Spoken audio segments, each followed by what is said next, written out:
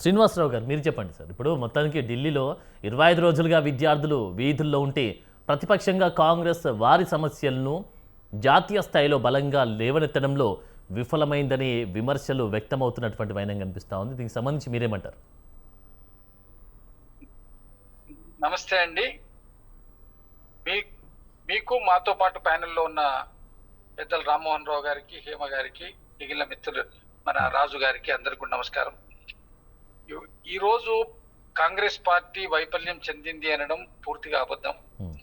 నెల రోజుల పైనుంచి ఎన్ఎస్యుఐ మా పార్టీకి సంబంధించిన విద్యార్థి విభాగం ఛాత్రోంకి గూంజ్ అనేటువంటి కార్యక్రమాన్ని దేశవ్యాప్తంగా అన్ని రాష్ట్రాల్లో అన్ని జిల్లాల్లో నిర్వహిస్తూ వస్తుంది.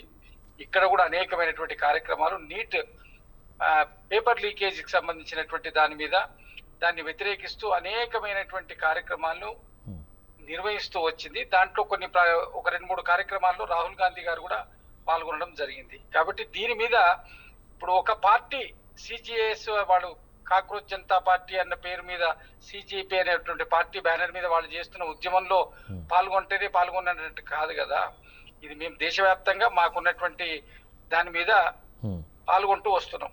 దీని మీద ఎప్పటికప్పుడు రాహుల్ గాంధీ గారు కానివ్వండి, మా పార్టీకి సంబంధించినటువంటి ముఖ్య నేతలు, మా రాష్ట్రాల్లో ఉన్నటువంటి నేతలు అందరూ కూడా దీన్ని ఖండిస్తూ వస్తున్నారు. సందర్భం వచ్చిన దగ్గరల్లా చేస్తున్నారు. మా మహేష్ కుమార్ గౌడ్ గారు కూడా ఇక్కడ ఛాత్రోంకి గూంజ్ కార్యక్రమాల్లో ఇంచుమించుగా చాలా జిల్లా కార్యక్రమాల్లో అటెండ్ చేసి వచ్చారు వారు. అంటే దీని పరిణామం ఇప్పుడు దీని కింద మీడియా అటెన్షన్ దాని మీద పే చేయలేదు. మీడియా అటెన్షన్ కాంగ్రెస్ పార్టీ చేస్తున్నటువంటి దాని మీద కొంత మీడియా అటెన్షన్ రాలేదేమో కానీ మెయిన్ ఫోకస్ అక్కడ వాడు జంతర్ మంతర్ దగ్గర చేస్తున్నారు కాబట్టి అక్కడే ఫోకస్ అయింది. అయితే ఇప్పుడు అక్కడికి వెళ్ళి పరామర్శించట్లేదు అంటే కొద్దిగా ఒక రాజకీయ కోణం, ఒక పార్టీ బ్యానర్ మీద చేస్తున్న సందర్భం. రెండోది మేము చేస్తున్నాం. దాంతో పాటు పార్లమెంట్ లో మొదటి నుంచి పార్లమెంట్ స్టార్ట్ అయిన రోజు నుంచి కూడా దాని మీద తీవ్రంగా లేవనెత్తారు. ఇక్కడ రాహుల్ గాంధీ గారు వీళ్ళెవరో వాళ్ళు హైజాక్ చేస్తున్నారు, ఈ కాంగ్రెస్ పార్టీ వేరే వాళ్ళు హైజాక్ చేస్తున్నారు అన్నమాట పొరపాటు.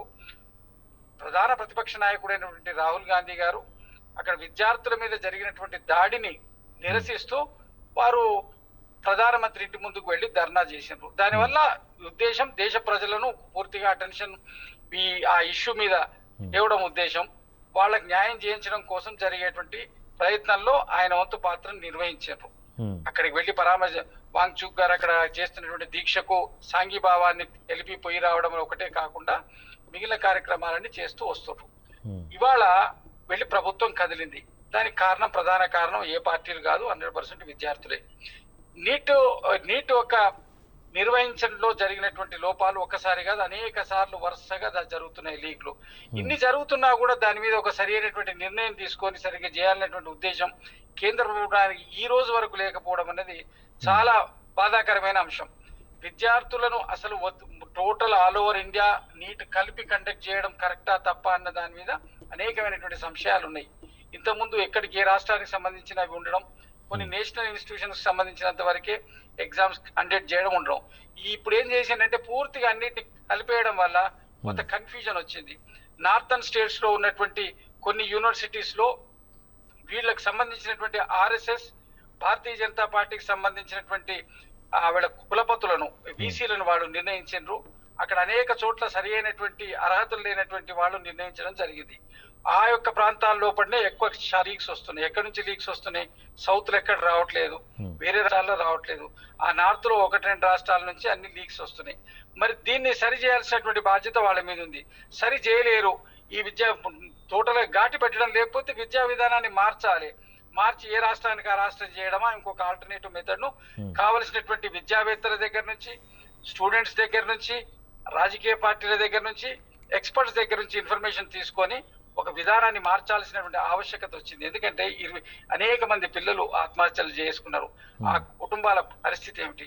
వాళ్ళ పరిహారం ఏమని అడిగితే నిరాహార దీక్షలు చేసి పార్లమెంట్ మీదకి పోతే తప్ప మేము ఇవ్వము అనేటువంటి నిరంకుశమైనటువంటి ధోరణి భారతీయ జనతా పార్టీది ఏమాత్రం కూడా కరెక్ట్ కాదు.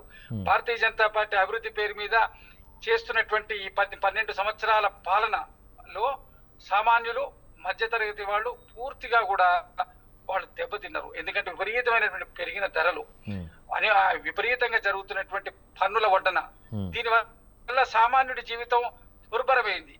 ఆ భాగం లోపల విద్య అనేది అందరికి అవసరం. విద్యా వైద్యం అనేది ప్రతి వాళ్ళకి అవసరం. అక్కడికి వచ్చే వరకు విద్యా వైద్యం కూడా అందుబాటులో లేకుండా పోయింది. నిర్వహించే ఈ ప్రభుత్వానికి సంబంధించినటువంటి ఈ పరీక్షలు ఈ విధంగా జరిగే వరకు తల్లిదండ్రులు, కుటుంబాలు, విద్యార్థులు పూర్తిగా కూడా ఇబ్బంది అయినరు. పోలీసులతోటి లాఠీ చార్జ్ చేయించిందండి అక్కడ. ఆ పోలీసులకు కూడా పిల్లలు ఉంటారు కదా, వాళ్ళకి చెప్పేటప్పుడు వాళ్ళు కూడా బాధపడే ఉంటారు. ఎంత ఘోరంగా అండి, అంత పాశవికంగా. వాళ్ళ విద్యార్థులు కదా, వాళ్ళు టెర్రరిస్టులు కాదు. భారతీయ జనతా పార్టీకి వ్యతిరేకంగా ఎవరు మాట్లాడినా వాళ్ళు దేశద్రోహులు, ఎవరు మాట్లాడినా విదేశీయ వాళ్ళు ఫండింగ్ చేస్తుండని ఎక్కడైనా ప్రూఫ్స్ ఉంటే బయట పెట్టండి. దానికి ఏమైనా ఆధార్ ఇంటెలిజెన్స్ వ్యవస్థ ఉన్నది మీ చేతిలో, వేరే ప్రూఫ్స్ ఉంటే పెట్టండి, వాళ్ళ పోస్టులు ఉంటే చేయండి. ఆ టోటల్ ఉద్యమాన్ని బదనాం చేయడం కోసం మీరు చేయడం అనేది ఎంతవరకు కరెక్ట్? ఆయన రాజీనామా చేయాలి. ధర్మేంద్ర ప్రధాన్ గారు కరెక్ట్ 29 సంవత్సరాల క్రితం ఇదే పేపర్ లీక్ మీద ఆయన ఉద్యమం చేసిండు, రాజీనామా చేయాలని డిమాండ్ చేసిండ్రు. మరి మీ సమయంలో జరుగుతున్నటువంటి దానికి నైతిక బాధ్యత వహిస్తూ రాజీనామా చేయొచ్చు కదా, ఎందుకు చేయట్లేదు? ఎందుకు చేయట్లేదు అంటే నరేంద్ర మోడీ గారు అండ్ భారతీయ జనతా పార్టీ ప్రభుత్వానికి ఉన్నటువంటి నేపథ్యం ఏంటంటే రైతుల మీదికి జీబుని ఎక్కించి చంపినటువంటి వ్యక్తుల యొక్క వాళ్ళ పిల్లలు ఎక్కించి చంపితే వాళ్ళ తండ్రులు కేబినెట్ లో ఉంటే వాళ్ళ మీద అనాపేక్షిత చర్య తీసుకోలేదు, వాళ్ళను కేబినెట్ నుంచి తొలగించలేదు. అంటే మేము ఏమైనా చేస్తాం, మేము మాత్రం మా యొక్క స్టెప్ మేము వెనకకు తీసుకోము. మా మంత్రులు ఇట్లనే ఉంటారు, మేము చేసే విధానం ఇట్లనే ఉంటది. మేము మాకు వ్యతిరేకంగా మాట్లాడితే దేశద్రోహులు అంటారు, మాకు వ్యతిరేకంగా మాట్లాడితే యాంటీ సోషల్ ఎలిమెంట్స్ అంటామని చెప్పేసి ఈ అభిప్రాయాన్ని ఉంచి ప్రజాస్వామ్య విలువలు దిగజారుస్తున్నారు. కాబట్టి భారతీయ జనతా పార్టీ సరే ఇప్పుడు విద్యార్థులు చేసినటువంటి కృషిలో భాగం ఏ పార్టీలది కాదు, 100% విద్యార్థులది, తల్లిదండ్రులది. కాబట్టి వాళ్లకు సరైన పరిహారం ఇచ్చి ధర్మేంద్ర ప్రధాన్ గారు రాజీనామా చేయడం వల్ల ఏదో అవుతుందని కాదండి, దానివల్ల భవిష్యత్తులో కొంత భయం ఏర్పడుతుంది, కొంత వేరే వచ్చేటువంటి నాయకులకు గాని అధికారులకు గాని కొంత నిబద్ధత ఉంటది అనే ఒక అంశం గురించి రాజీనామాని డిమాండ్ చేస్తారు.